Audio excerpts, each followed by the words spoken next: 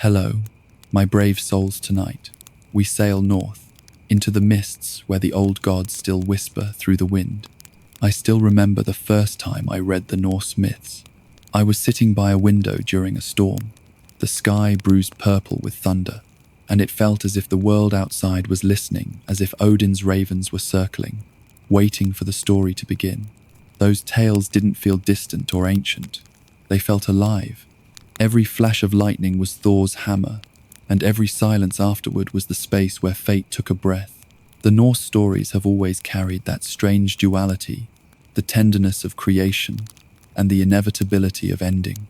They tell us that even gods are not spared the pull of destiny, that light and shadow, courage and doom are woven into the same thread. There's something deeply human about that, this acceptance that all things rise and fall, yet still we fight, love, and build as if eternity were ours to keep. Tonight, we walk those mythic shores again, from the frozen birth of Ymir to the golden halls of Asgard, where Odin's wisdom and Loki's mischief dance side by side. We'll witness the forging of Mjolnir, the laughter of the gods before the storm, the sorrow of Baldur's fall, and the blazing skies of Ragnarok, where even the end feels like a song. These are not just stories of power. They are stories of what it means to live knowing that everything ends and still choosing to create beauty anyway. So, my friend, let's leave the modern world behind for a while. Imagine the northern lights flickering above an endless sea, and the sound of a distant horn calling across the fjords. Take a deep breath. The fire is warm, the night is endless, and the sagas are waiting. Let's begin. Rugged fjords of ancient Scandinavia, where the northern lights dance across the velvet sky, a saga whispers through the pines. In this mystical realm, steeped in the twilight of legends, the tale of the Vikings begins. These warriors and explorers, urging from their harsh past, homeland, were destined to etch their names across the pages of history. As night descends upon the Norse lands, the air vibrates with the echoes of ancient lore. Here, in the flickering glow of the hearth, stories unfold of fierce Norsemen, ships cleaving through the icy waters with a hunger for discovery and conquest.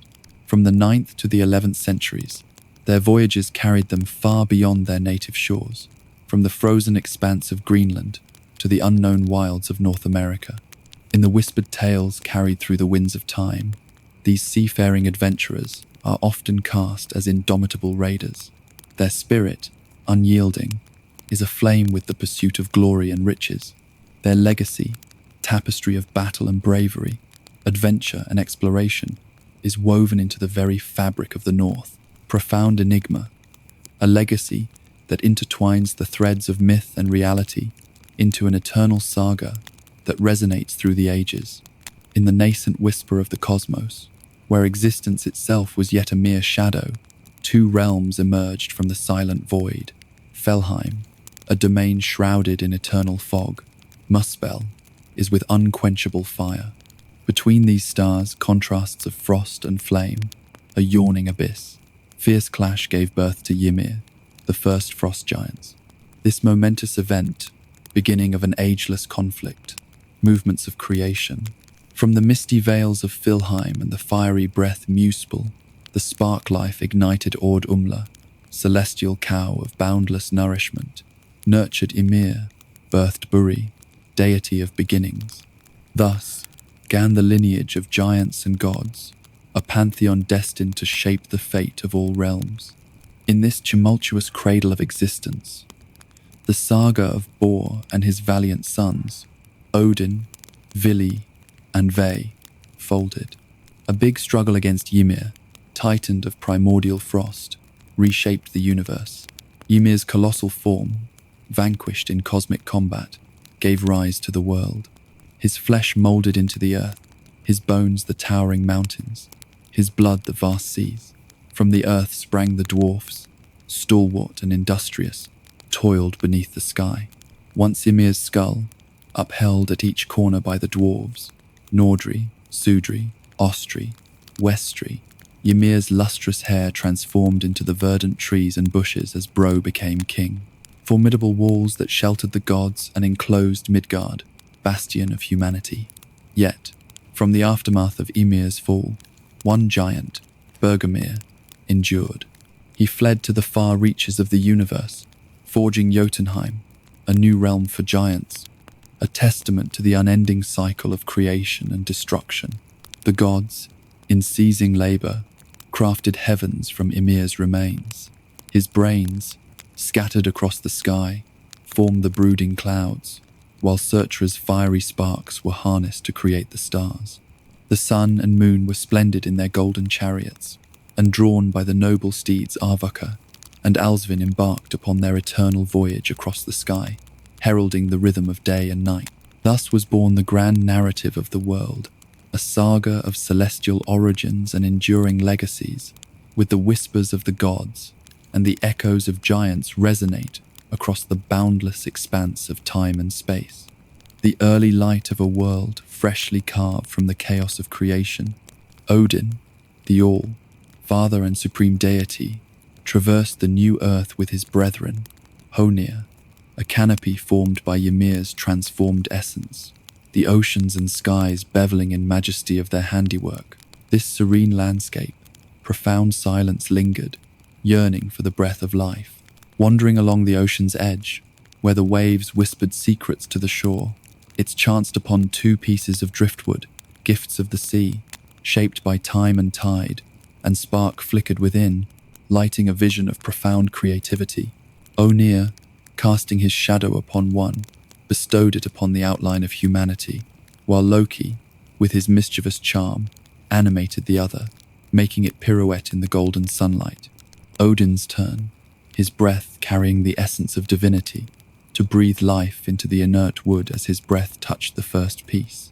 Its rough bark receded, revealing a woman, her form still and serene, radiant with untapped potential. To the second, Odin's exhalation wrought a similar transformation, unveiling a man equally poised on the brink of life. Odin's gift, these wooden figures awakened to a newfound existence.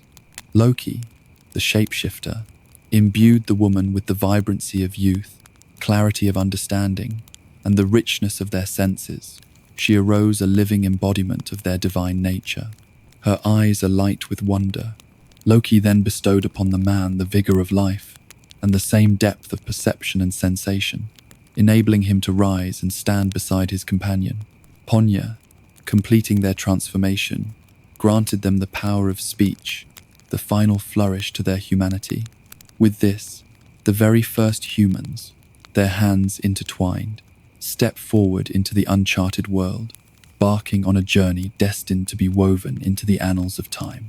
His commanding voice, visions from the driftwood. He draped his cloak over Elm, a symbol of protection and care, entrusting her to Ash's guardianship.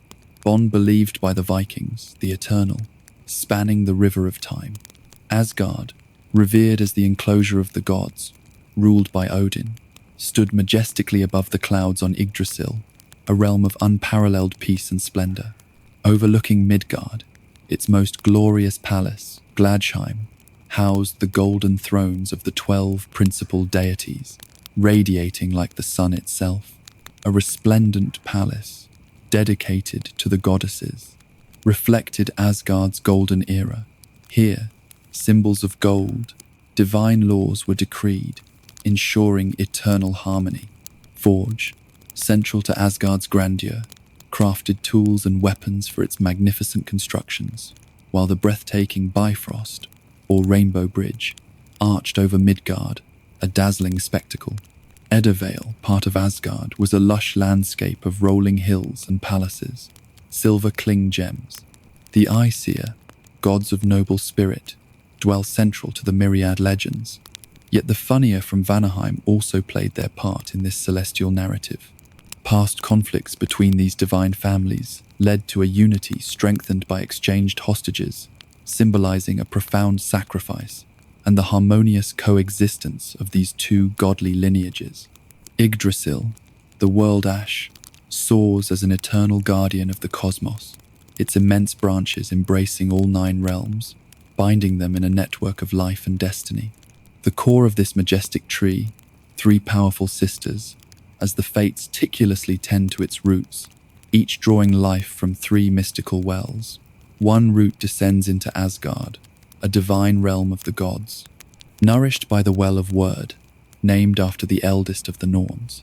Another route reaches into the frosty realm Jotunheim, home to the frost giants, where it draws sustenance from the Well of Mimir, whose wisdom endures in his surviving head, alive by enchanted herbs and waters. The third route ventures into Filheim, enduring hardships near Fergelmere, a fountain of black water that exudes the aroma of decay. Here, the fearsome dragon Nichog relentlessly gnaws at the root, a threat potent enough to wither any other tree. Yggdrasil stands unwavering, a timeless speaking linking each world and facilitating communication across realms. Its name, Steed of Odin, hints at dark undertones, entwined with a story of sacrifice and discovery. His quest for the secrets of ruins, the ancient symbols of wisdom and power, Odin underwent a grueling sacrifice.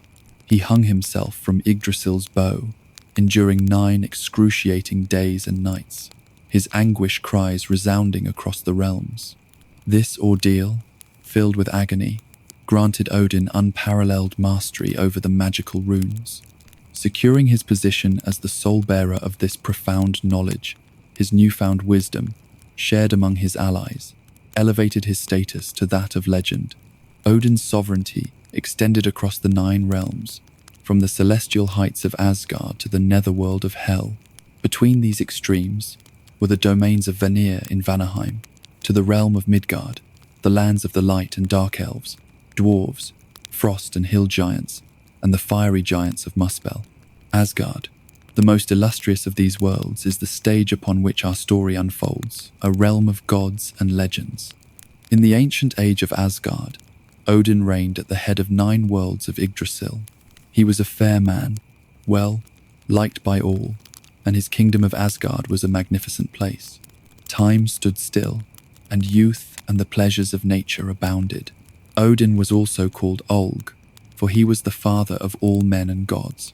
He reigned high on his throne, overlooking each of the worlds, and when the impulse struck him, Odin disguised himself and went among the gods and people of the other worlds, seeking to understand their activities. Odin appeared in many forms. He was often recognized, for he had just one eye, that I could see. All Odin had many adventures. For the war of the gods, for Odin began to prepare for Ragnarok. Asgard was a setting for many of them. As you will see, all of the gods have their stories, and some of the most exciting are recorded here. Odin's throne in Asgard stood not merely as a seat of power, as a vantage point, from where he watched over the earthly realm and the divine activities of Asgard. Unlike the brawny warriors of legend, Odin's strength lay in his profound wisdom. Perched upon his shoulders were 2 ravens, embodiment of thought and the essence of memory. These ravens were his link to the world beyond, whispering secrets of the land into his ear. In his hand, he wielded a spear of unbreakable will, crafted by the skilled hands of dwarves. Upon his finger, he wore a ring, symbolizing the unending cycle of life. At his feet, 2 loyals, Jerry and Freki, guardians of his majestic presence, assured success in every hunt. Odin's existence was a tapestry of contrasts. Blurring the lines between the living and the ethereal on the battlefield, he appeared as an enigmatic old man, his presence marked by the company of ravens, wolves, and the Valkyries, the choosers of the slain, guiding the souls of fallen warriors to the grandeur of Valhalla. Brighton's majestic palace in Asgard was a sight to behold, with 500 doors wide enough for armies to pass. Its walls shimmered with polished spears, and its roof, a sea of golden shields, glowed like the Sunday. Here, the warriors favored by Odin indulged in endless feasts and tested their might in unmatched feats of arms, their wounds healing instantaneously under Valhalla's enchantment.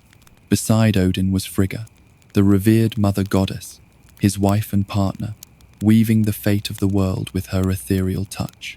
Frigga, the goddess of the atmosphere, was adored both on Earth and in Asgard, presence as nurturing as nature itself. In this divine realm, where the passage of time bowed to the wills of the gods, Odin and Frigga raised their children. Among them was Thor, boisterous god of thunder, with his fiery hair and spirited heart, dwelling in his grand castle. Balder, the fairest and kindest of all, radiated purity, while Hodor, blind yet content, joy in the simple pleasures of existence.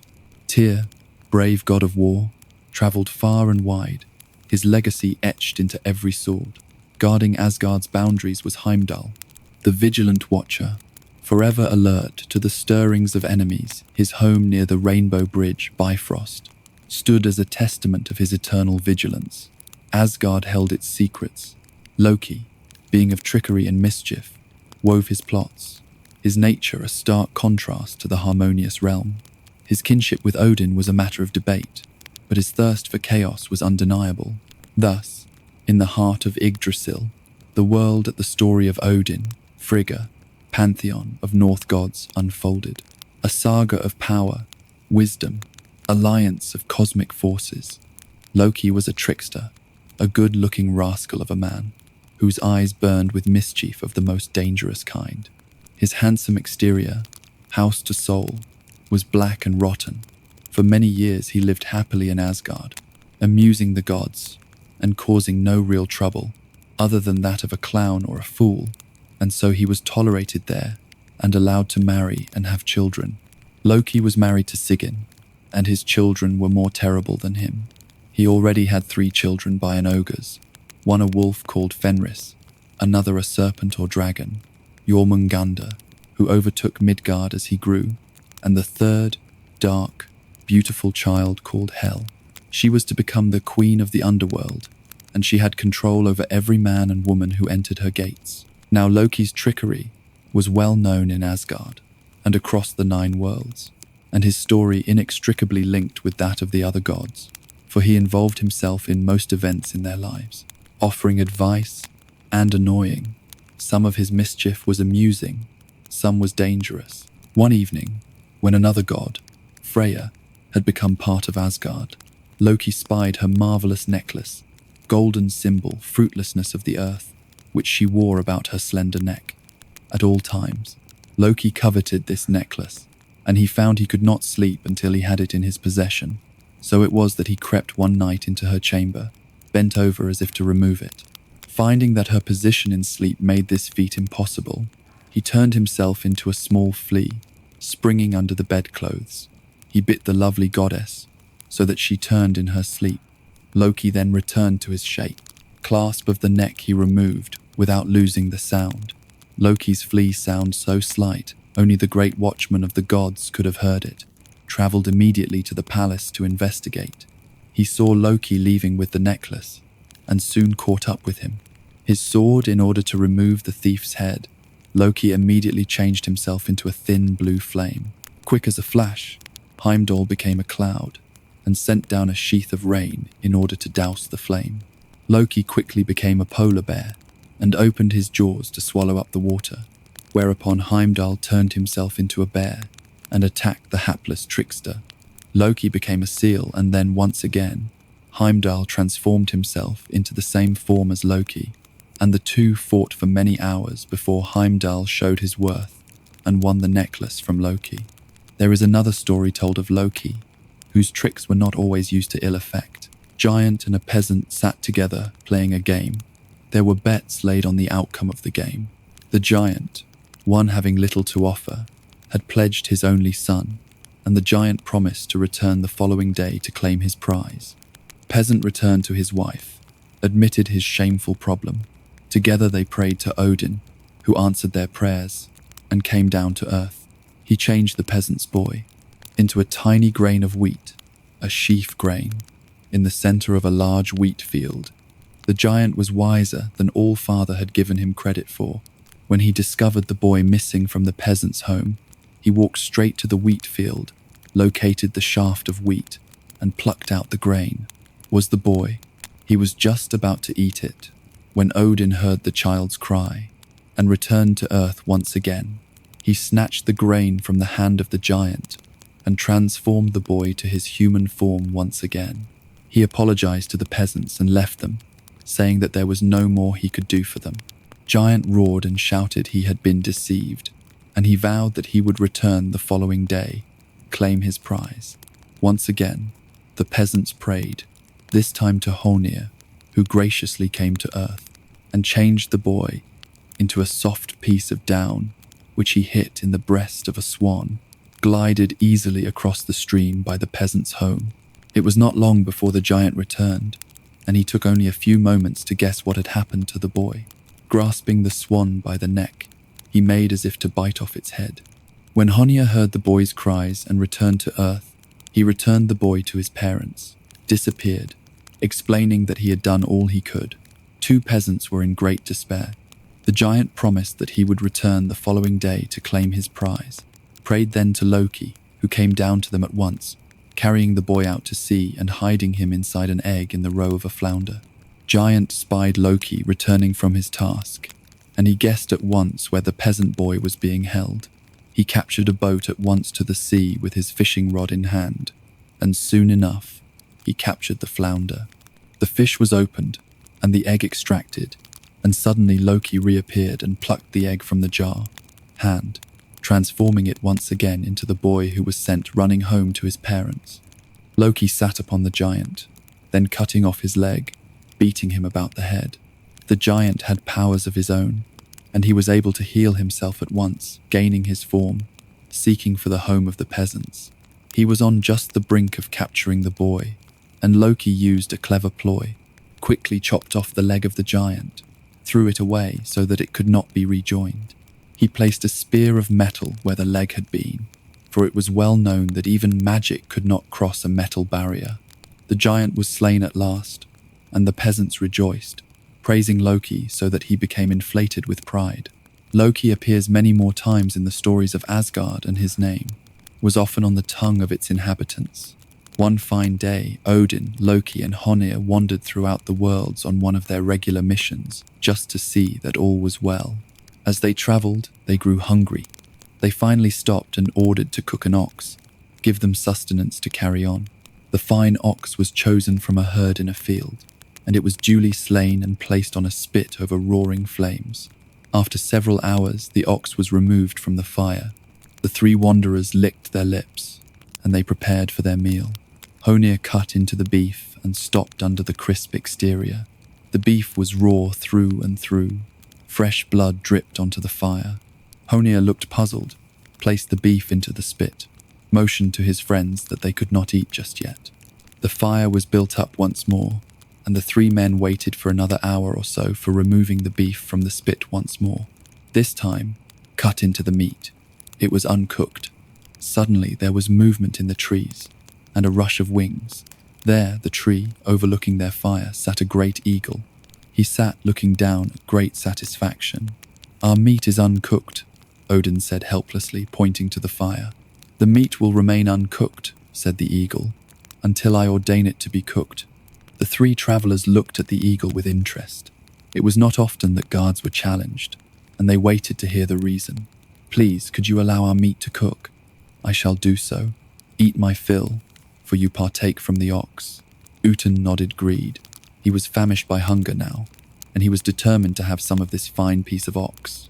Within 5 minutes, the beef was cooked, and with a flurry of feathers, the eagle landed by the fire, stirring up a great cloud of ashes to eat. Moments later, there was silence. The eagle had returned to the tree, and the spit was empty. He, in particular, was enraged by this. He was accustomed to being the trickster, and was not used to having tricks played on him. "Whatever the reason, who are you?" called out angrily, to which the eagle only laughed and shrugged. He grabbed a burning log from me towards the eagle, who only ducked but Loki, till he was quite reddened with fury. Finally, Eagle swooped down, dug his talons into the log which Loki held, drawing it up into the air as he flew.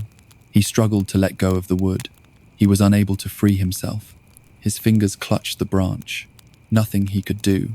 I would loosen them. "Let me down," he cried, angrily kicking. "Let me down," his feet and shouting. Eagle flew higher, turning and soaring through the air, and terrifying Loki so that he closed his eyes in fear. When at last the eagle sensed that his prisoner could take no more, he spoke. I am Thiazi, the great giant. I will let you loose only if you swear to deliver the goddess Ethan. To me, you must lure her beyond the walls of Asgard, where I can catch her, and she must bring with her the basket of apples." Loki considered this for a moment. Far below him, Odin and Honir watched, never imagining the treachery of which Loki was capable. Loki was set safely on the ground. For a moment he sat there, stunned. Odin and Honir reached his side and asked him what had passed with the eagle, but Loki told them nothing. The three men returned to Asgard. Loki knew that the promise he had made to Thiazi was the worst he could have possibly made, for without the golden apples of Aethon, the ravages of time would take their toll on the occupants of Asgard, and he, Loki, alone would be responsible for the aging and eventual death of each and every one of them. He paced and paced the gardens where Ethan worked happily, her sweet rays bringing a nuance of spring to all she touched. But as much as Loki realized the trouble he would cause, by luring Aethon from Asgard, he knew that there would much more trouble if he did not satisfy his solemn oath to Thiazi. And so, it was on that fateful day approached Aethon, who was curled up by a bed of flowers. Aethon smiled innocently at Loki, began to explain how the flowers responded to our love, and how all growing things could benefit from praise and care. Loki smiled briefly and interrupted. "Come, Aethon." He sighed carelessly. "Did you know that yesterday, Odin, I saw a tree bearing enchanted apples, just like your own?" Aethon laughed. "Possible," she said brightly, knowing that her own golden apples were unique. They did not come from any tree, appeared magically in her basket. One was eaten, another quickly took its place, so that there was an eternal supply of youth. But Loki talked to Aethon. He managed to convince her that another source of apples would be a fine thing, for what should transpire if something were to happen to Aethon's basket. "Bring your basket," he said slyly. "You'll see that the apples are much the same." Aethon finally agreed to travel with Loki to see the tree, and they set out for the walls of Asgard. No sooner had Aethon stepped outside, Thiazi swept down, but Ching, he in his talons carried her away. With her went the basket of apples. Loki skulked inside the walls of Asgard and mentioned nothing of what had happened.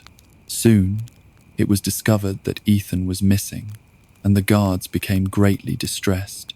Within a few days, wrinkles appeared on the gods' youthful cheeks, and their backs became hunched with age.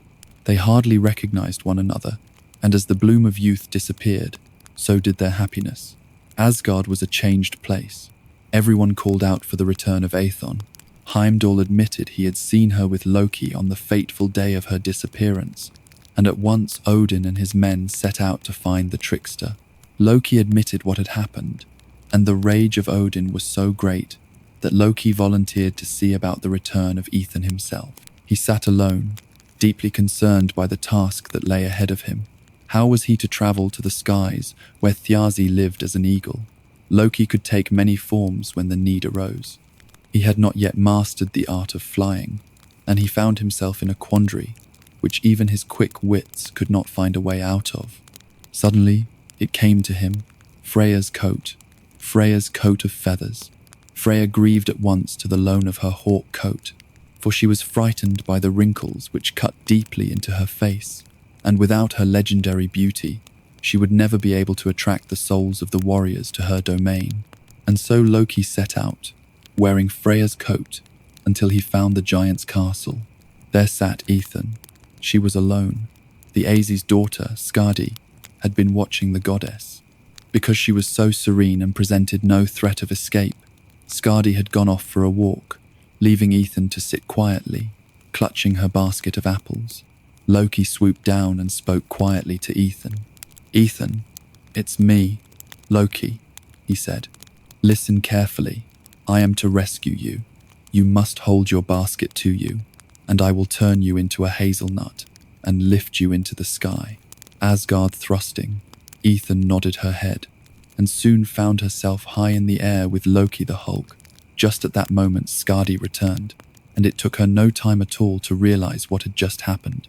She called out to her father, who was fishing several miles away, and he returned at once, rowing like a crazed person in order to reach his daughter. Once, he saw Loki carrying away the nut, and he transformed himself into the giant eagle in order to give chase. Loki was just within reach of the gates of Asgard when the eagle approached. From Asgard, the gods watched with horror, and Freya cried, "My hawk will never outfly an eagle." So the gods got to work, and they directed Tyr to gather a great pile of wood shavings, which they set alight. Tyr held up the burning shavings, and as the eagle flew across, he touched it to him, and the giant bird burst into flames, his feather coat melting off until the giant fell helplessly to the ground, where he was burnt in a rush of flames. There beside him stood Loki, trembling and frightened, but complete was Aethon, mercifully unharmed by the chase, by the blast of flames. She carefully handed each of the gods an apple. Youth was once more restored. Just as the gods began to settle back into their daily routines, there came a shriek from the walls. Stood Skadi, crying out for her father, who was nothing more than 2 burning embers. She cried out for vengeance. Odin approached her and settled her down, pointing out that it had been her father who had begun this unhappy episode.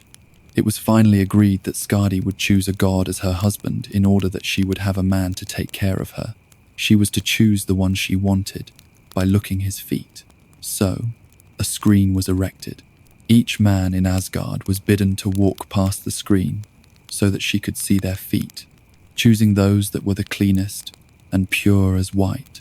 Skadi looked smug, sure that she had picked Boulder, for no one else could have such clean white feet. But when the screen was removed was Njord of Sea, whose feet were washed clean on the sands of the ocean each day. And so it was that the girl of the mountains married the god of the sea, and the two came together for all eternity. The Az's embers were carried to the sky by Loki in Freya's coat, and there they sit today, the twin stars of Tiazi, which bear his name and appear each night in the northern skies. In the hall of Volsungs, a wedding took place. This was the wedding of Signy, who was to marry the king of Gotland, called Sigurd. Signy was the twin sister of Sigmund, who supported her marriage, along with everyone in the kingdom. In the hall of the Volsungs was an unusual sight. Hall itself was a huge, living oak tree, whose branches supported it, the roof. This oak tree was called Branstock, brought good luck to the Volsungs, who tended it carefully. On this day, day of the wedding feast, there were great festivities underway. Great platters of food groaned on tables. Meat was passed around in horns, as the joyful crowd toasted the health of the new couple. Suddenly, there was silence, for in the midst of the crowd neared a stranger with a wide-brimmed hat. He had only one eye, and his feet were dirtied from his travels. In his hand he carried a specular sword, glinted and shone in the light, as if it were made of pure gold. He walked purposefully towards Branstock, plunged the sword into the trunk of the tree, without murmuring a word. He turned and addressed the crowd. "Whosoever draws this sword from the tree, have it as a gift from me. Whosoever has as his own, my sword will have victory in every battle he fights." The stranger left the room, and there was silence.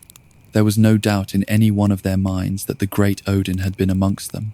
Each of the men in the group stood up, longing for a chance to pull out the sword. Every great Viking warrior took his turn, while the others chatted excitedly. With the sword, one man stood among them, a small Sigmund. He stood and walked towards the sword. Being silent, each of King Volsung's 9 sons had failed, as had the king himself. No one doubted that this young man would do so as well. Sigmund laid his hands on the hilt of the sword, and with a mighty pull, brought it from the trunk of the tree with ease. The sword became Sigmund's property, and as he grew older, he used it often, becoming the greatest Viking warrior ever came, and Sigmund had reached the final years of his life. He lay dying on a field, the last of the Volsung line. As he spoke his final words, his beloved wife, Hjordis, smoothed his face and wept over her dear husband. With Odin once again, he whispered to Hjordis, "I know it was he, because my sword could not match the mighty spear he carried. He has come to bring me to Valhalla. Dear one, I am ready to go." Kant brushed away Hjordis' tears. "Hear not, little one. he said quietly, "for in your womb carry my son, and he will be the greatest warrior ever known. Still an E in my sword, and he shall reign supreme." Sigmund, his wife Hjortis, went on to marry, son of the King of Denmark, a man called Alf, who did not know the child she carried belonged to Sigmund. She gave birth to great festivities. The boy who was born was called Sigurd. It is here that this story joins another. For once, just 3 or 4 years before Sigurd became a youth and an apprentice to a smithy, Odin, Honir, and Loki were walking in Midgard, came across a burbling stream, rich with salmon and other fine fish. As they prepared to catch one for their meal, they were startled by the movement of an otter, who was just waking at the side of the stream. He grabbed the otter, killed it. Fire was quickly built, while the otter was skinned greedily, and with the pelt of the otter over their backs, they made their way towards a cabin that was just peeking from between the trees. They were startled to be met by an angry man who was summoning his thralls to help him tie up these 3 strangers. Odin stepped forward. "Do you not know that passers-by are to be treated with kindness and given a belt? Do you not know that Odin has decreed this?" Odin was in his customary disguise, and the angry stranger had no idea who he was dealing with. The stranger, whose name was Cridmar, scowled at Odin and said, "Not when they have murdered my son," Cridmar's son, been a form shifter, and had just finished a fine meal of salmon, which he had caught in the shape of an otter. He had been murdered before he could become a man again. Loki and Odin apologized profusely and offered to do anything in their power to repay Cridmar. "One thing you can do," said Cridmar, "that is to fill my son's otter belt with gold. Cover every hair on its back. I cannot see it at all." The 3 men agreed and set out at once for a waterfall where they knew that a dwarf of Andvari lived as a sharp-toothed pike and guarded a magnificent treasure of gold and jewels. With characteristic cunning, Loki managed to divert the fish, and as Andvari was changed back into a dwarf to retrieve the treasure, Loki and Odin gathered together the splendid gold brooches, rings, necklaces, and ornaments, and as they made way to leave, they saw something glinting from the pocket of the trembling dwarf. Said Loki, "Look of eye." "This," said Andvari, "this you cannot have. This ring has a curse on it. Once it leaves my care, disaster." Loki had little fear of curses and enchantment. He could rival the best with his own. He snatched the ring from the dwarf, and the 3 men made their way back to the cabin. "I stuffed the pelt of Cridmar's son and covered the body with more gold. We're finished." Cridmar came to inspect right at once. "I see a whisk still uncovered. You have failed in your task, and I will kill you all." Loki stepped forward and bent down on his knee. "Please, sir," he said graciously, "I have this one ring here which will cover the hair, but it holds an evil curse, and I do not wish it upon you or your family." "Give me the ring," snarled Cridmar, "and all of you be off." The 3 travelers continued on their way, and soon forgot about Cridmar and his son. Just moments after they left, the curse began to take effect. Cridmar had 2 more sons. One called Fafnir also changed shape. Another called Regin was away, working as a blacksmith in Denmark. He had as his pupil none other than Sigurd, son of Sigmund. Fafnir, however, lived at home. On the very day that the curse fell upon his father, in his eye covered the treasure, filled his brother's pelt. A few days later, he murdered his own father, and changing shape, he became a monstrous dragon, hiding himself away in a cave and guarding his magnificent treasure. Now raging, far away from the treasure herd, as part of the curse, Gund coveted himself, and he began to hatch a plan to have it returned. He assessed the young Sigurd, who was working with him, and noticing his bravery and his amazing skill with arms, he decided to approach him to see if he would fight the dragon.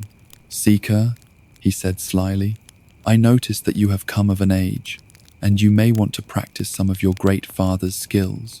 There is a dragon I know of, one who guards a treasure, so you would like to test those skills." Sigurd was just young enough to be tempted by the idea of fighting a dragon, and he went off into the forest the following day to find a horse. As he walked through the trees where the horses ran free, He met elderly man, one with just one eye, who suggested that Sigurd test the horses, for he made his selection, and so together, Sigurd and the old man sent the horses into a nearby river. All of the horses swam easily to the other side, and then galloped off into the distance. Only one horse returned, lustrous grey stallion, with a powerful body and fine, intelligent eyes. "Take that horse," said the old man. "He is a descendant of Odin's own horse. He will care for you in times of trouble." That the old man disappeared, leaving Sigurd in no doubt as to who he had just seen turning to the horse. He stroked it and was rewarded by a happy snort. "I'll call you Granny," he said to the horse. "Together we shall kill a dragon." Sigurd returned to Regin, tell him of his new horse, and to request that the blacksmith make him a great sword with which to kill the dragon, began working. Toiling over the hot forge, the sword was brought forth. Gleaming, Sika lifted it into his hands, and then laid a heavy blow on the anvil. The sword broke into 1,000 tiny pieces. Regin looked at Sigurd in surprise. He went to the forge once again, and another sword was made, this one stronger, and with a gleam that was even brighter than the first. Again, Sigurd lifted the sword and brought it down on the anvil, shattered into tiny pieces. Regin shook his head, began work on a third sword. "Go home, Sigurd. I have another for you to try tomorrow." Sigurd was puzzled by the course of events, and a seed of doubt entered his mind about the ambitions of his tutor. Regin seemed very keen to have the dragon slain, and Sigurd wondered why, approached his mother, and explained the whole story to her. Dordis said, "My son, there is a secret of which you are not aware of. You are not the son of the man you think your father. You are the son of King Sigmund. Just before he died, he presented me with the pieces of this sword, which you may have forged to protect you. This sword will slay your dragon, if that is what you wish, and this same sword will protect you from whatever Raijin has in store." Following day, Sigurd returned to the smithy with the sword, and it was placed in the fire by Raijin. Suddenly there was a flash of bright light, and the sword emerged of its own accord, glittering in the firelight like a crystal. Sigurd reached for the sword and brought it down on the anvil. The anvil split in two, and the gleam was reflected in the eyes of Regin. He could think of nothing now but the treasure, and so it was that the two gentlemen set off to reach the cave of the dragon. Regin turned to Sigurd. "Go now and slay this dragon. It will be treasure for us both. Whatever you do, don't let his blood touch you, for you will burn for certain." Sigurd set off in the direction of the dragon, and as he approached, the stranger from the woods appeared to him once again. "Sigurd, what Regin tells you is wrong.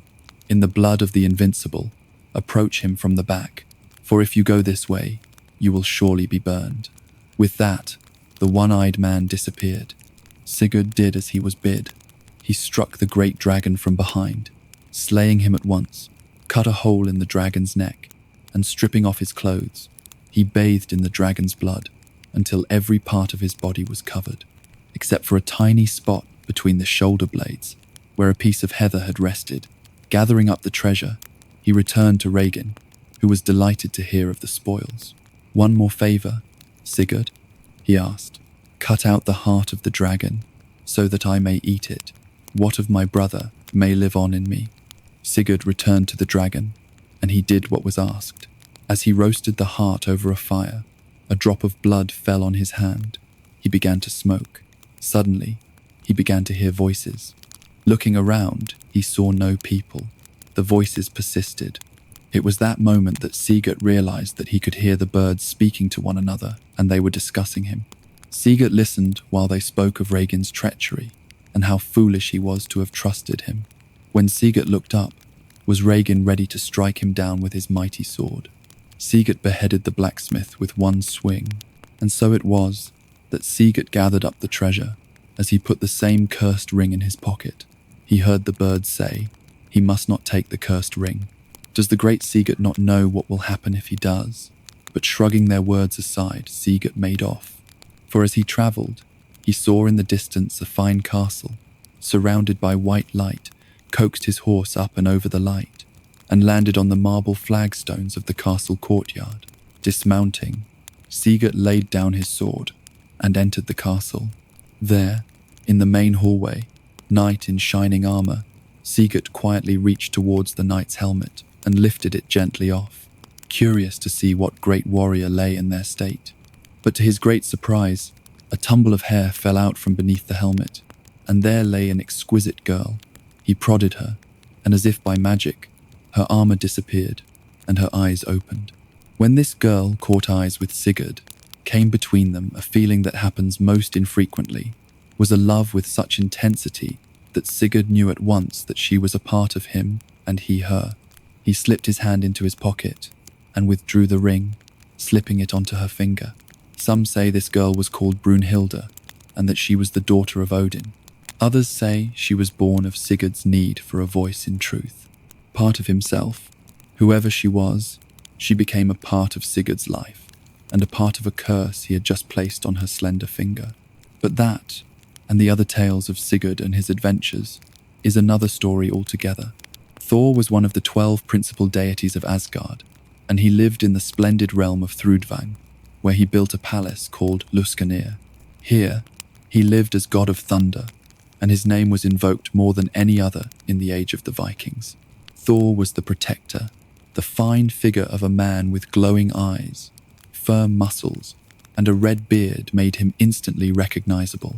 He became known across the worlds for his great hammer, Mjolnir, which means the crusher, was forged by the Dark Elves. This hammer, together with Thor's strength and his terrible temper, made him the fiercest god of Asgard and a personification of brute force. Thor was also god of might and war, and because of his popularity, he soon grew to embody the forces of agriculture and became a symbol of the earth itself. He is remembered throughout the world on the 4th day of every week, Thursday, or Thor's Day. Thor was married to Sif, whose long golden hair was her one great pride, felt to her like a ray of sunlight, and it was the color of ripe corn silk in the summer meadows. As she brushed it, it glinted in the light and became a symbol of great beauty across Asgard. One day, a glistening cascade of her hair caught the eye of Loki. He wondered then how he could ever have imagined living without it. He thought about that hair all day and all throughout the night, and then, just as the moon reached her pinnacle in the midnight sky, Loki leapt to his feet and made for Sif's bedchamber, where he knew he would find her sleeping. The moon cast long shadows into the sleeping goddess's delicately furnished room, and it was easy for the fleet-footed Loki to steal in and set to work. Loki crept to the side of Sif's bed, very gently, so that he did not disturb her, withdrew a pair of great shears from his cloak, her long veil of hair from her head, winding the tresses around his arm. He darted from the room once again, and there was silence, until, that is, Sif awoke to discover the travesty that had occurred. Her shrieks brought everyone in the kingdom running to her side, and Thor howled with such outrage the entire kingdom of Asgard was shook. It was not long before Loki was searched out and brought before the hateful god. Thunder boomed in the sky as the cringing trickster fell to his knees before Thor. "I beg you, Thor, let me free, and I will find a new head of hair for Sif, one that is even more beautiful than the one she has now. I'll go to the Dark Elves." Ashen won. His head bobbed up and down with fright, and eventually Thor gave in. 20 hours to come forward with the tresses.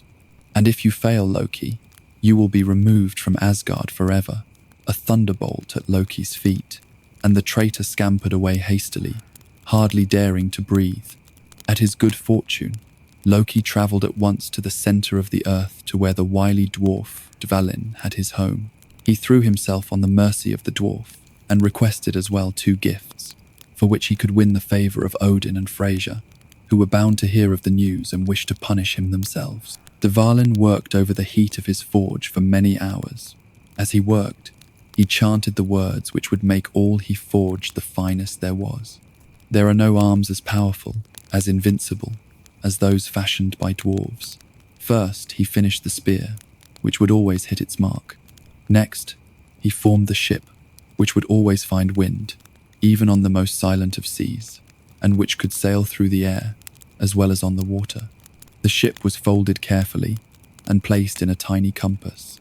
Puki's eyes shone its undoubted worth.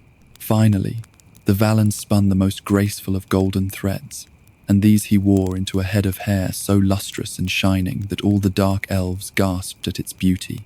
Dvalin handed it carefully to Loki, wrapped in the softest of tissues, and said, "As soon as this touches your princess's head, it shall grow there and become as her own." Loki took all the gifts from Dvalin, whom he thanked profusely, and feeling very pleased with himself, he set off for Asgard with a skip in his step. His jauntiness attracted the attention of two dwarfs who sat by the side of a small cottage. "Why do you smile so?" asked the first. Loki's reputation had preceded him, and the dwarfs were certain that his happiness could have no virtuous cause. "Dvalin," boasted Loki, "is the most clever of smiths, both here and in all 9 worlds." With that, held up his prizes for the dwarfs to examine. "That's pish," said the first dwarf, who was called Broki. "My brother Sindri can fashion gifts that are far more beautiful than those, and sturdier too." He paused, and then continued, leaning towards Loki, began to look rather put out. "Our gifts would hold the magic of the very center of the earth. I'll tell you this, Loki. Our gifts would hold the magic of the very center of the earth," he whispered. Loki choked, and then, recovering himself, immediately challenged the dwarf to prove his words. So confident was he of the gifts he held now that he placed a wager on his own head. And so it was that Broki and Sindri made their way into the smithy, began work on the hottest of forges. Sindri agreed to fashion the goods on the condition that Broki blew the bellows, a task which would prove difficult over the great heat that was necessary for Sindri to win the wager. Sindri at once threw some gold into the fire, left the room eager to invoke the powers which would be invested in a great wild boar, which he had decided upon for Freya. Alone with the roaring fire, Loki worked hard at the pausing, despite the tremendous heat. Loki watched from the window, and as he observed the determination and the strength of the dwarf, it began to grow uneasy. At once, he decided that he must intervene, and as quick as a flash of light, he turned himself into a catfly and alighted on the hand of Broki, where he set in a stinger so deep that a rush of blood rose to the surface immediately. Broki cried out in pain, but he continued the bellowing, never missing a beat. Sindri returned to the room and drew from the fire an enormous boar. This boar would have the strength of all other boars there were, that he would have the additional ability to shine a rich and powerful light into any part of the world in which he travelled. It was a perfect gift for the sun god Freya. Nothing matched the brilliance of its light, the sun god himself. So Sindri flung more gold into the fire and instructed Broki to continue to blow. Once again, he left the room to seek the necessary enchantment, and once again, Loki took on the form of a gadfly. An instant, he landed on Broki's cheek and stung through the weathered skin until Broki cried out and turned white with pain. But still, he worked on, pumping his bellows until Sindri returned once more. And triumphant, Sindri drew from the fire a ring which would become the very symbol of fertility. On every 9th night, 8 identical rings would drop from this ring with powers to match. The final gift was yet to be prepared. This time Sindri threw iron onto the fire, leaving Broki hard at work as he left to call upon the final spirits. Broki's strength was beginning to flag, but his will was as strong as ever. He pumped away as the fire burned brighter and brighter until suddenly a horsefly lit on his neck and stung him with a ferocity that caused him to leap into the air. But still, he did not miss even one pump bellows. Loki was becoming desperate. He arranged himself on the forehead of the hapless dwarf, and he stung straight into a vein on his forehead, throbbed with effort. He was rewarded by a gush of blood that streamed out into the fire and into Broki's eyes. Borf raised his hand for a split second to wipe aside the blood. That moment caused damage that could not be erased. When Sindri returned and drew out the great hammer, its handle was short, ungainly. Broki hung his head in disappointment, but Sindri pointed out, powers of the great hammer more than make up for its small size. Indeed, he thought, might be an advantage, in that it could be easily hidden in a man's tunic. So Broki gathered up the gifts, carried them outside to Loki, who accompanied the dwarf to Asgard with his booty. Odin was given the ring, Frey was given the boar, Thor was given the hammer. Loki then presented Sif with her golden hair, and when she placed it upon her shorn head, it latched itself there and began to grow in swirls and waves until it reached her feet once more, a shining veil of hair that shone more brightly than ever before. The spear was given to Odin and the ship to Frey. Each god was delighted with his gift, and there was much camaraderie as they slapped the back of the dwarfs and the redeemed Loki. It was Brokey who put a stop to the celebrations when he stepped forward and explained the wager that had been made by Loki, gifts. Although it was agreed that Sif's hair could not be more lustrous or more beautiful, gods announced that Brokey's gifts were the finest and the most magical, for the sole reason that Thor's great hammer was of such a magnificent size that it could be hidden away and used against the frost giants. At a moment's notice, Loki's games had backfired, turned on his heels and fled before Brokey could undertake his part of the bargain, and beheaded him. Loki started in outrage and implored Thor to come to his rescue, catching Loki, who was making away at full speed, still smarting from Sif's agony. Thor threw out a lightning bolt, caught Loki by the ankles, returning him to face his fate at the hands of Brokey and his brother. But when Loki was delivered to the dwarves, Thor took pity on Loki and insisted to Brokey that he could have Loki's head. He must not touch his neck, for the neck of Loki belonged to him, Thor, of course. There was no way to remove a head without touching the adjoining neck. Brokey stomped around in fury before he came up with a plan which would serve him equally, gathering his brother's great army. For the purpose, he punched holes along Loki's lips and stitched them together with an unbreakable cord. It was many days before Loki's howls of pain ceased, many more before he was able to unstitch the cord. Loki did not speak for almost 100 days as his torn lips were so painful to move them. In time, however, Loki was able to speak once again, causing Thor and everyone in Asgard to rue the day the wager was broken. Thor had planned one of his regular trips to Jotunheim, and he set out on this occasion with Loki. It had not been many months since Loki had stolen Sif's hair, and Thor decided that it was safer for all if Loki was under his own keen eye. So it was. They set out in Thor's chariot, and as night fell, came upon the heart of a peasant, quested a bed for the night. Peasant lived in a small hut with his wife and 2 children, and although they did not have as much food to spare, they offered it all to Thor, who ate greedily. It soon became clear that there was not anywhere near enough food for all, so Thor took his 2 goats from the stable, where he'd put them for the night, and slew them, busting them over the coals of the peasant's hearth, till the succulent meat slipped from the bones. He threw down his cloak onto the floor, and requested that the bones be placed there. The peasant and his family were in ecstasy, for it had been many months since they had tasted fresh meat, and so carried away was the peasant himself, that when Thor looked away from his meal, he slyly cut into the bone of the goat leg, and tasted the marrow. Was finished. Thor wrapped up the bones and placed them outside the door. When the 2 guards settled down for the night, Thor opened the door, pulling aside his cloak, set free the 2 goats which had been reborn. He noticed, however, one of his goats was rather lame, and that his front right leg appeared to be damaged in some way, so that he found it difficult to walk. Thor was furious. He was furious that his commands had been so ravishly disregarded, and he realized that he would have to leave the goat behind, for it was too lame to travel. He thrust his great hammer into the air, and was about to slaughter the entire family, when the peasant crept forward, and confessed that he alone was the one who had eaten the bone.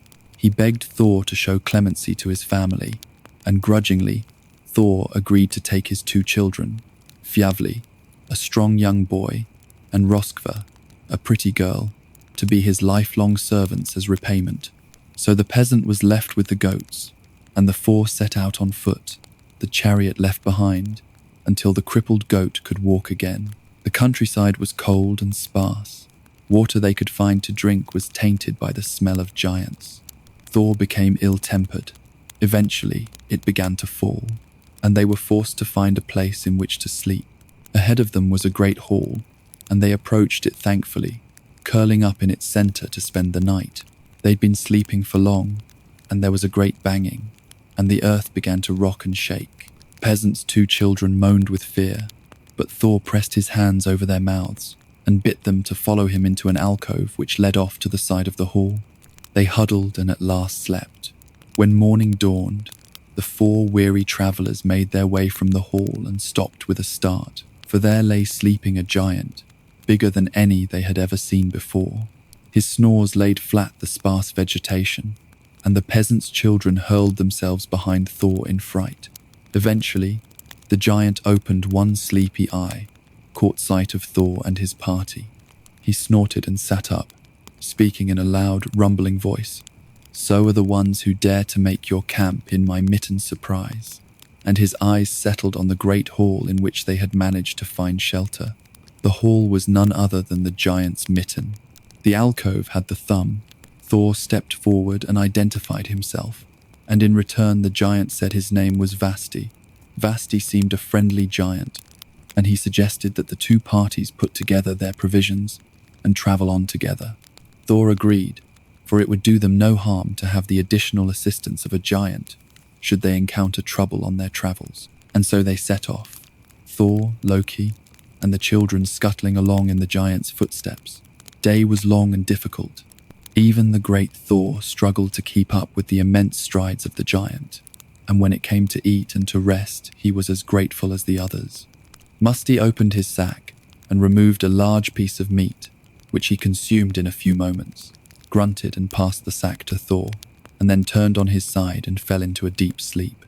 His noisy snores disrupting the landscape once again, Thor reached greedily for the bag. They had had no sustenance all day, and all 4 of them were weak with hunger, struggled with the cord, and stamped and shouted despite his greatest efforts. He was unable to fasten the knots tied by Vasti. Lucky then took the opportunity to weave his own magic on the knots, but they remained tightly fastened. Loki and the children settled down to sleep, too cold and hungry to bother any farther. Thor was irate. Giant snoring made it impossible to sleep, and he was more hungry than he'd been since the day of his conception. Finally, he lifted up his great hammer, banged it down with all the force he could muster onto the giant's head. Vasti turned and muttered and called out in his sleep, but the leaf which had dropped on him was a nuisance, and then he fell back into a deep sleep and left Thor to gaze at him in astonishment. A few moments later, he tried again, this time invoking a series of enchantments to make his blow even more supremely powerful, and he hit Vashti upon the brow. Deep enough, hammer was embedded in giant's skull. Thor dragged it out and waited for the inevitable shriek of pain. Nasty only turned again in his sleep, playing about a bit of bark that must have fallen on him from the trees above. Thor had never been so infuriated. Everyone knew that he was invincible. His powers were strong, than any on earth, and yet with his fine hammer, he was unable to make the slightest dent on the sleeping giant. Tried one last time, and when Vasti started, only slightly, and suggested that perhaps an acorn had fallen upon his head, Thor gave up and tried to settle down to sleep. He slept not a wink that night, and when Vasti rose early on the morrow, he was in a fiery mood. Vasti had gone as far as he could with Thor and his men, and he would be travelling on to his own home across the icy mountains.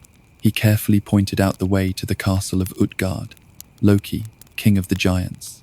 But before he left, Vasti spoke quietly to the travellers and told them that they would find giants even larger than he at this palace. They should turn back now, he suggested, for he could not guarantee them any safety if they went on alone. But Thor was too frictious to listen to his warnings, and they went on towards the palace. Through short hours they had arrived. The tiny size of the guards meant that it was easy for them to slip between the bars of the fence surrounding the castle, and soon enough they had made their way to the inner chambers, the sanctuary of Utgard, Loki himself. The king of the gods was, as Vashti had promised, larger than all giants, fierce of countenance and expression. He laughed uproariously when he saw Thor. "We have tales of you, Thor," he said, "and we know who you are by that red beard. We didn't expect you to be so. And with that, he broke into laughter, sending Thor into spasms of anger. "My size is of no importance," he said stoutly.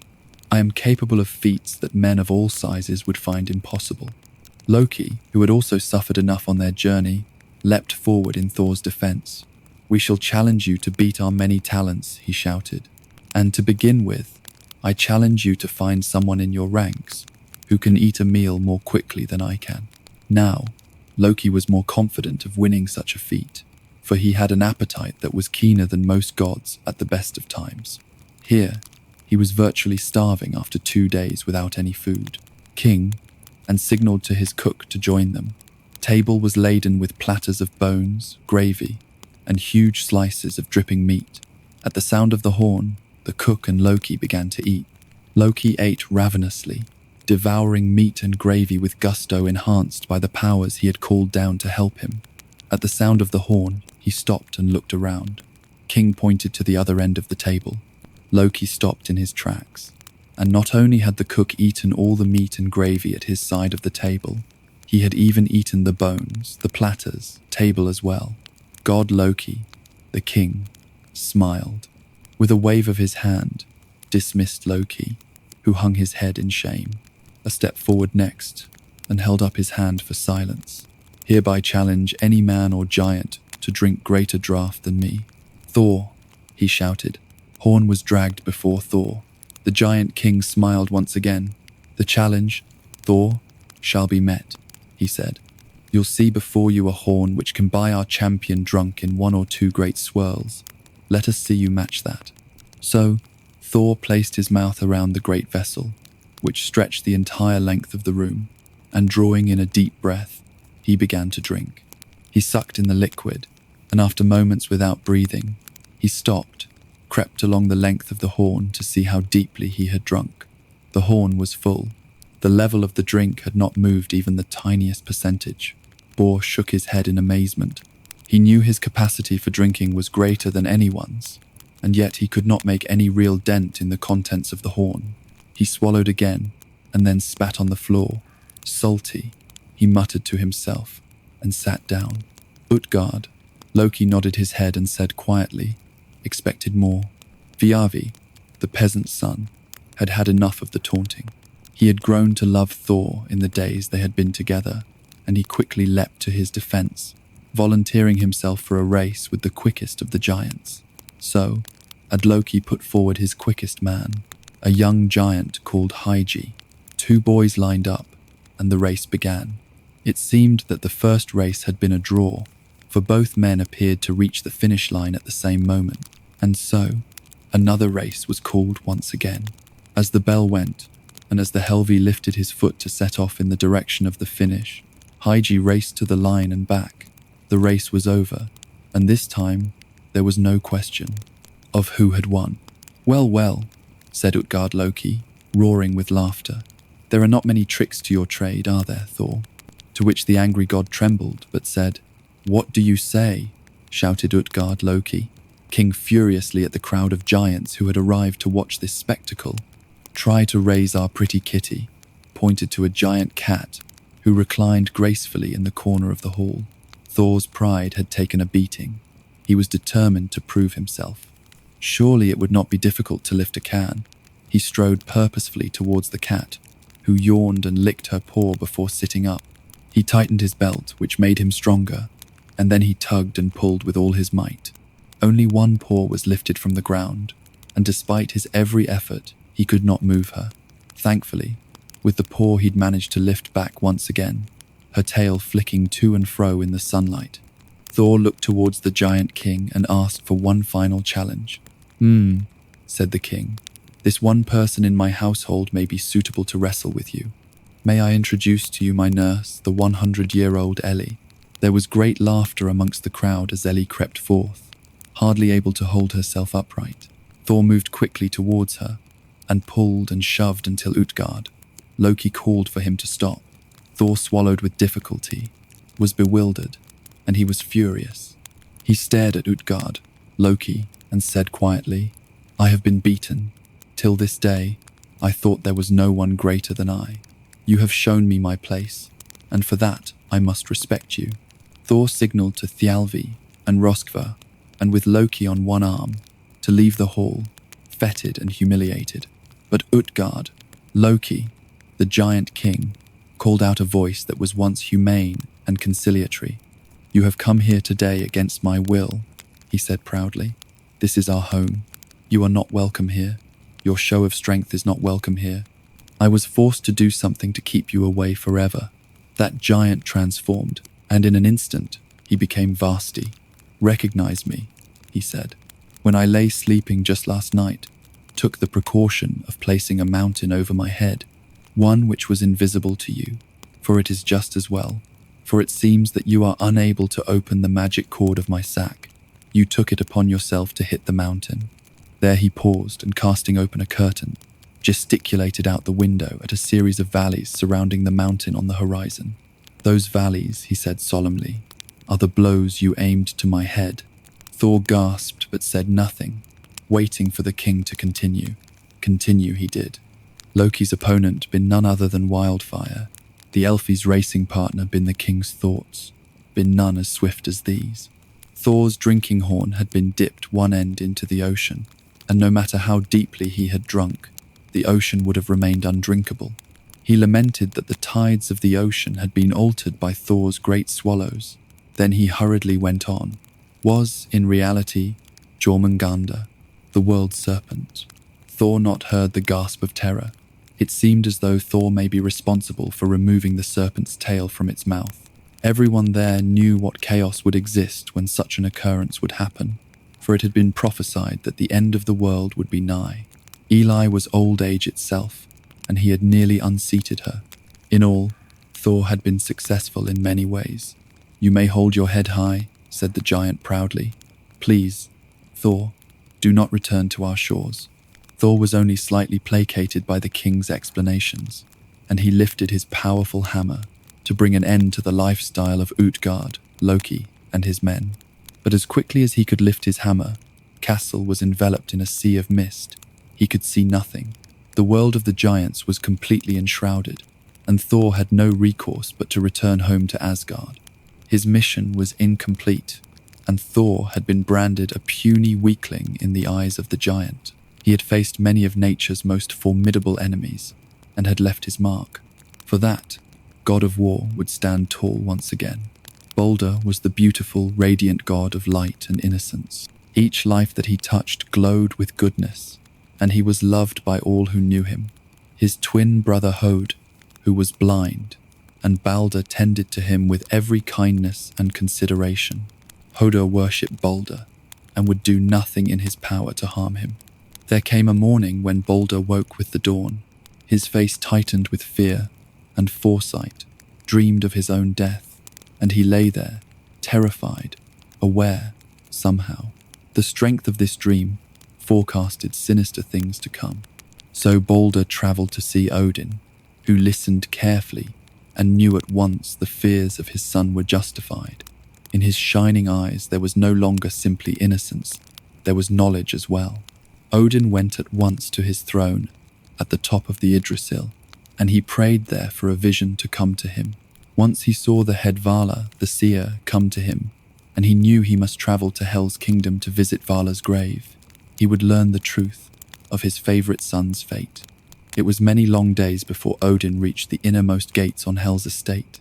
He moved quietly, so that Hel would not know of his coming, and he was disregarded by most of the workers in her lands. But they were intent on some celebrations, and were preparing the hall for the arrival of an esteemed guest. At last, the mound of Vala's grave appeared, and he sat there on it, keeping his head so low that the prophetess, not catch a glimpse of his face, was a seer of all things future and all things past, and there was nothing that escaped her bright eyes, and she could be called upon only by magic of the ruins to tell her of knowledge. The grave was wreathed in shadows, and a mist hung uneasily over the tombstone. There was a silence, as Odin whispered to Vala to come forth.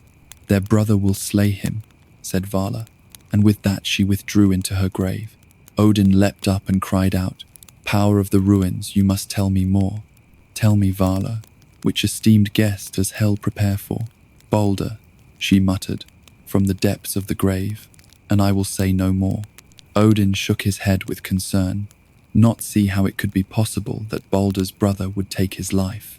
Balder and Hod, closest of brothers, and shared the same thoughts and indeed speech for much of the time. He returned to Asgard, his concerns still intact, and he discussed them there with Frigga, who listened carefully. "I have a plan," she announced, "and I am certain you will agree that this is the best course of action for all of us. I plan to travel through all 9 lands, and I will seek the pledge every living creature, every plant, every metal and stone to harm Balder." Frigga was as good as her word, for on the morrow she set out and travelled far and wide. Everywhere she went, extracting with ease the promise of every living creature and inanimate object to love Balder, to see that he was not injured in any way. And so it was. Balder was immune to injury of any kind, and it became a game among the children of Asgard to aim their spears and arrows at him and laugh as they bounced off, leaving him unharmed. Balder was adorned throughout the worlds, and there was no one who did not smile when he spied him. No one, that is, except Loki, whose jealousy of Balder had reached an unbearable pitch. Each night he ruminated over the ways in which he could murder Balder, and he could think of none. Frigga had taken care to involve all possible dangers in her oath, and there was nothing now that would hurt him. But the scheming Loki was not unwise, and soon he came up with a plan. Transforming himself into a beggar woman, he knocked on Frigga's door and requested a meal. Frigga was pleased to offer her hospitality, and she sat down to keep the beggar company as she ate. In his disguise, chatted on about the handsome Balder who he'd seen in the hall, and he mentioned his fears. Balder would be killed by one of the spears and arrows he had seen hurled at him. Frigga laughed and explained that Balder was now invincible. "Everything swear an oath to you then?" asked Loki, slyly. "Oh yes," said Frigga, but then she paused. "All that is, except for a funny little plant which was growing at the base of the oak tree at Valhalla, for set eyes on such a little shoot of greenery, and it was far too immature to swear to anything so important as my oath." "What's it called?" asked Loki again. Said Frigga, still unaware of the dangers her information might invoke. "Mistletoe, yes, mistletoe." Loki thanked Frigga hastily for his meal and left her palace, transforming at once into his mischievous self and travelling to Valhalla as quickly as his feet would take him. He carefully plucked up the budding mistletoe and returned to Odin's hall with the younger gods and goddesses. As they shot him unsuccessfully with arms of every shape and size, Hoda was standing frowning in the corner. Loki whispered for him to come over. "Is it Hoda?" he asked. "Nothing really. Just I cannot join their games," said Hoda quietly. "With me," said Loki, "for I can help." Leading Hoda into a position close to Balder, he placed in his hands a bow and arrow fashioned from the fleetest of fabrics. To the end of the arrow, he tied a small leaf of mistletoe and chopped the razor sharp with a plump white berry. "Shoot now," cried to Hodor. Arrow soar towards its target. There was a sharp gasp, but silence. Hoda shook his head with surprise. Where were the happy shouts? Where was the laughter telling him that his own arrow had hit his mark and failed to harm the victim? The silence spoke volumes, for Balder lay dead in a circle of admirers, as pale and frightened as if they had seen Hel herself. The agony spread across Asgard like a great wave. When it was discovered who had shot the fatal blow, Odo was sent far from his family and left alone in the wilderness. He had not yet had a moment to utter the name of the god who had encouraged him to penetrate this grave crime, and his misery kept him silent. Frigga was drowning in grief. She begged Hermod, the swiftest of her sons, to set out at once to Filheim, to beg Hel to release Balder to them all. And so he climbed upon Odin's finest steed and set out for the 9 worlds of Hel, a task so fearsome that he shook uncontrollably. In Asgard, Frigga and Odin carried their son's body to the sea, where a funeral pyre was created and lit. Nanna, Balder's wife, could bear it no longer, and before the fire was set out on the sea, she threw herself on the flames and perished there with her only love. As a token of their great affection and esteem, the gods offered, one by one, their most prized possessions and laid them on the pyre as it set out for the wild seas. Odin produced his magic ring, and the greatest gods of Asgard gathered to see the passing of Balder. And so the blazing ship ashore, full sail set, and then darkness swallowed it, and Balder had gone. Throughout this time, Armand had been travelling at great speed towards Hel. He rode for 9 days, 9 nights, never taking a moment to sleep. He galloped on, bribing the watchman of each gate to let him past and invoking the name of Balder as the reason for his journey. At last, he reached the hall of Hel, where he found Balder sitting easily with Nanna, great comfort, and looking quite content. Hel stood by his side, keeping a close watch on her newest visitor. He looked up at Hermod with disdain, for everyone knew that once a spirit had reached Hel, it could not be released. But Hermod fell on one knee, icy mistress, to reconsider her hold over Balder. Please, Queen Hel, without Balder we cannot survive. There can be no future for Asgard without his presence, he cried. She held out for 3 days and 3 nights, while Hermod stayed right her side, offering every conceivable reason why Balder should be released. Finally, Queen of Darkness gave in. Return at once to Asgard, she said harshly, and if what you say is true, if everything in Asgard loves Balder and cannot live without him, everything living and inanimate, then he will be released. If there is even one dissenter, if there is even one stone in your land that does not mourn the passing of Balder, he shall remain here with me. Hermod was gladdened by this news, for he knew that everyone, including Hoda, who had sent the fatal arrow flying through the air, loved Balder. He agreed to these terms at once and set off for Asgard, relaying himself and his news with speed that astonished all who saw him arrive. Odin sent his messengers to all corners of the universe, asking for tears to be shed for Balder. As they travelled, everyone and everything began to weep, until a torrent of water rushed across the Tree of Life. And after everyone had been approached, and each had shed his tears, the messengers made their way back to Odin's palace with glee. Balder would be released, could be no doubt, but it was not meant to be. As the last messenger travelled back to the palace, he noticed the form of an old beggar woman, hidden in the darkness of a cave. He approached her then, and bid her to cry for Balder, but she did not. Her eyes remained dry. The uproar was carried across to the palace. Odin himself came to see dry eyes, whose inability to shed tears cost him the life of his son. He stared into those eyes, and he saw then what the messenger had failed to see, Frigga had failed to see, what had truly caused the death of Balder. For those eyes belonged to none other than Loki, and it was he who had murdered Balder. As surely as if the arrow had left his own hands, the sacred code of Asgard had been broken, for blood had been spilled, one of their own. The world was nigh. First, Loki would be punished, once and for all. The wrath of the gods was so great that Asgard shuddered and shook as Odin looked down upon Loki in the form of the beggar woman. In a decision to punish him, Loki transformed himself into a fly and disappeared, although he was crafty. Even his most supreme efforts to save himself were as nothing in the face of Odin's determination to trace him. Loki travelled far to the distant mountains, and on the peak of the most isolated of them all, here he built a cabin with windows and doors on all sides, so that he could see the enemy approaching and flee from any side before they reached him. By day, he haunted a pool by a rushing waterfall, taking the shape of a salmon. His life was uncomplicated, and although he was forced to live by his wits, and the fear of the gods' revenge was great, Loki was not unhappy. From his throne above the worlds, Odin watched and waited, and when he saw that Loki had grown complacent, and no longer looked with quite such care from his many windows, he struck. It was one particular evening, and Loki sat weaving. He had just invented what we today called a fishnet, and as he worked, he hummed to himself, dancing every now and then from his great windows. And then back at his work, clouds were almost upon him. He first noticed them, and they were led by Kvasir, who was known amongst all gods for his wisdom and ability to unravel the tricks of even the most seasoned trickster. And as he saw them arriving, Loki fled from the back door and transformed himself into a salmon and leapt into the ponds stood in the doorway.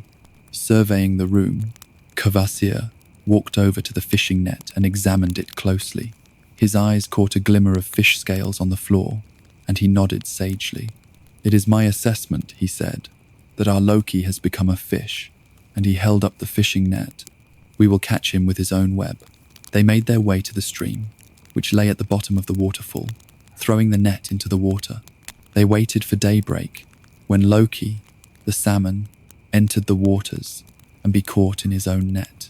Loki was too clever to be trapped so easily. He swam beneath the net, and far away from that part of the pond where the gods were fishing. Varsia soon realized their mistake, and he ordered that rocks be placed at the bottom of the net so that none could swim beneath it.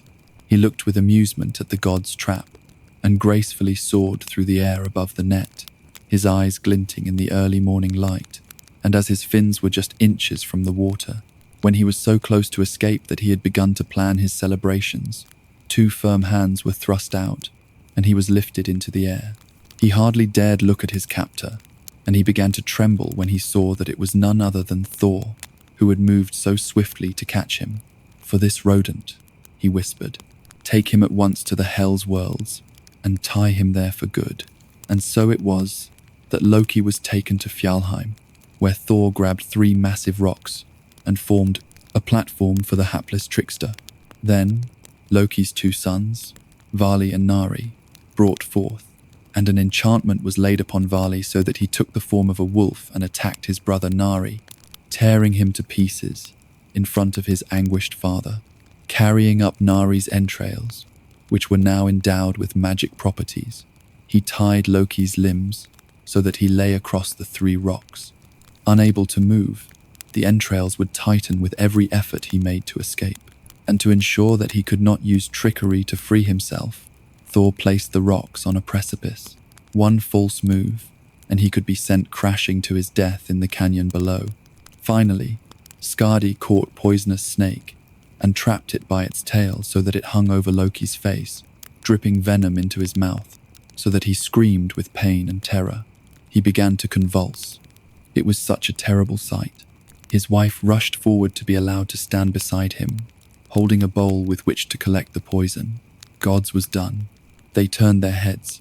His wife remained with her husband, ever true to her wedding vow. Every day or so, she moved from her position at his side, in order to empty her bowl. When Loki's convulsions brought an earthquake to Asgard that lasted just as long as it took her to return with her bowl, they remained there till the end of time. For the gods is... The end of time was nigh. It was Ragnarok. The end of the world had been prophesied from its beginning. Everyone across the world knew what to expect when Ragnarok fell upon them. For Ragnarok was the twilight of the gods, an end to the golden years of Asgard, an end to the palaces of delight, an end to the timeless world where nothing could interfere. It was the death of Balder that set the stage for the end of the world. It was Loki's crimes, which had laid in place the main characters. The action had begun. There was no stopping it. Evil entered Asgard. It tainted all 9 worlds. Sol and Mani, high in the sky, paled with fright, and their chariots slowed as they moved with effort across the sky. They knew that the wolves would soon be upon them, and that it would only be a matter of time before eternal darkness would fall once again. But Sol and Mani had been devoured.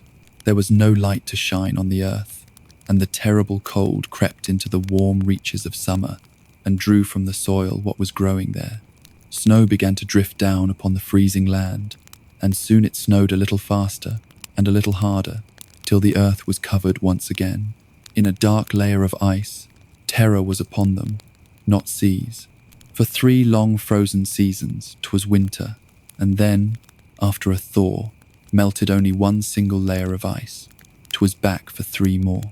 With the cold and the darkness came evil, rooted itself in the hearts of men. Soon, crime was rampant, and all shreds of human kindness disappeared with the spring. At last, the stars were flung from the skies, causing the earth to tremble and shake. Loki and Fenris were freed from their manacles, and together they moved forward to wreak their revenge on the gods and men who had bound so cruelly. Bottom of Yggdrasil, there was a groan that emanated the entire length of the tree, for at that moment, Nidhogg had gnawed through the root of the world tree, which quivered and shook from the bottom. Heimdall knew at once what was upon them. and raising his mighty horn to his lips, he blew the call that filled the heart of the gods and mankind with terror. Ragnarok sprang from their beds, thrust aside the finery that hung in their bedchambers. They armed themselves and mounted their horses, ready for the war that had been expected since the beginning of time. They moved quickly over the Rainbow Bridge, and they reached the field of Vigrid, where the last battle would be fought. Turmoil on earth caused the seas to toss and twist with waves, and soon the world serpent was woken from his deep sleep. Movement of the seas yanked the serpent's tail from his mouth, and it lashed around, sending waves crashing in every direction. As the serpent crawled out upon the land for the first time, tidal waves swelled across the earth and set afloat the ship of the dead, which had been constructed from the nails of the dead, whose relatives had failed in their duties and had neglected to pare the nails of the deceased, and they were laid to rest. As the wind caught the blackened sail, Loki leapt aboard, took her wheel, the ship of the undead, captained by the personification of all evil. Loki called upon the fire gods from Muspel, and they arrived in terrible glory. Another ship had set out for Vigrid. This was steered by Harem, crewed by the frost giants, who had waited many centuries for this battle. Across the raging seas, both vessels made for the battlefield. As they travelled, Trep from her underground estate, bringing with her Nethog and the hellhound Garm. From up above, there was a great crack, and Setter, with sword blazing, leapt with his sons to the Bifrost Bridge. From up above, there was a great crack, and Setter, with his sword blazing, leapt with his sons to the Bifrost Bridge, and with one swoop they felled it, and sent a shimmering rainbow crashing to the depths below. Quickly, Odin escaped from the battlefield, and slipped one last time to the Urdar fountain, where the Norns sat quietly accepting their fate. He leant over Mimir and requested her wisdom. For once, the head would not talk to him, and he remounted his horse and returned to the field, frightened and aware that he had no powers left but which to defend his people. The opposing armies lined themselves up on Vigrid Field.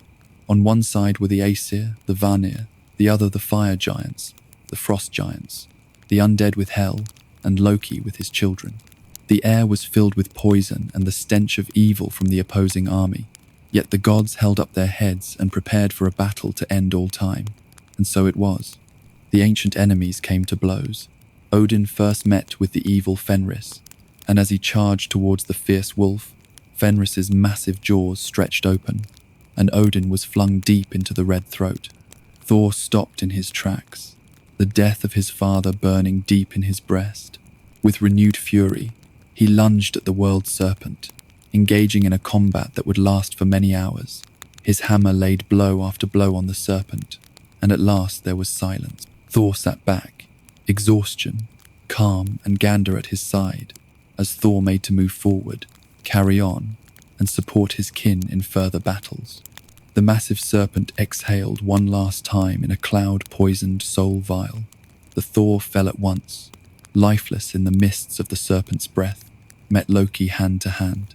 The forces of good and evil enraged in the battle that had been raging for all time. Their flames engulfed one another. There was a flash of light, and then was nothing. A silent Vidar came rushing from a distant part of the plain to avenge the death of Odin, and he laid upon the jaw of Fenris a shoe, which had been created for this day. With his arms and legs in motion, he tore the wolf's head from his body, and then lay back in a pool of blood.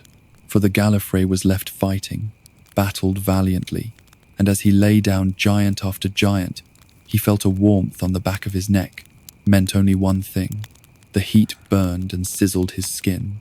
As he turned, he found himself face to face with the cedar, cry of rage that howled through the torn land and shook the massive stem of the world ash. Yggdrasil, Sita, flung down bolts of fire that engulfed the golden palaces of the gods and each of the worlds which lay beneath it. The heat caused the seas to bubble and to boil, and there came at once a wreath of smoke blotted out the fire, and then the world. At last, all was as it had been in the beginning. There was blackness, there was chaos, there was a nothingness that stretched as far as there was space.